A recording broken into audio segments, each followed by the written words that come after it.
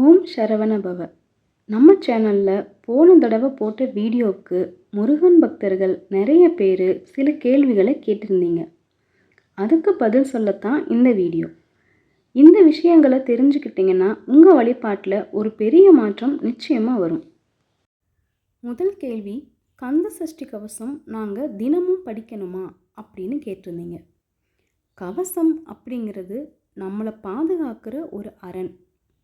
நீங்கள் வேலைக்கு போகிறதுக்கு முன்னாடியோ இல்லை வீட்டில் விளக்கேற்றும் போதோ மனசார ஒரு முறை படித்தாலே போதும்.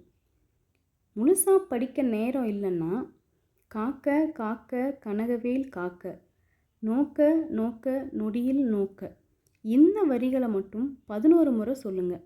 அந்த முருகன் உங்களுக்கு கவசமாக எப்பவுமே கூட வருவார். ரெண்டாவது கேள்வி, முருகனுக்கு பிடித்த எளிய வழிபாடு என்ன?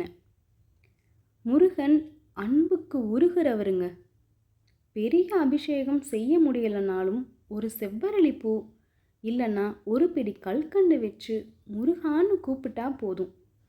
அதுவும் முடியலன்னு நினைக்கிறவங்க மனம் உருகி ஒரு சொட்டு கண்ணீரை முருகனுக்கு காணிக்கையாக கொடுங்க.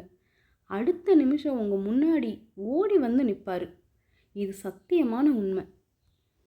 மூணாவது கேள்வி, நிறைய பேர் அவங்க ராசிப்படி எந்த முருகனை கும்பிடுறதுன்னு கேட்டீங்க.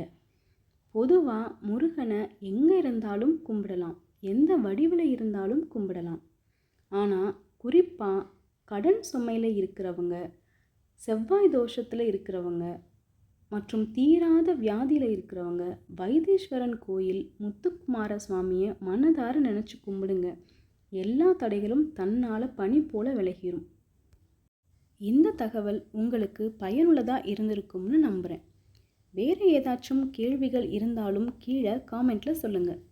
அடுத்த வீடியோவில் பதில் சொல்கிறேன். மறக்காமல் நம்ம கந்தன் குரல் சேனலை சப்ஸ்கிரைப் பண்ணிடுங்க. ஓம் சரவண பவ.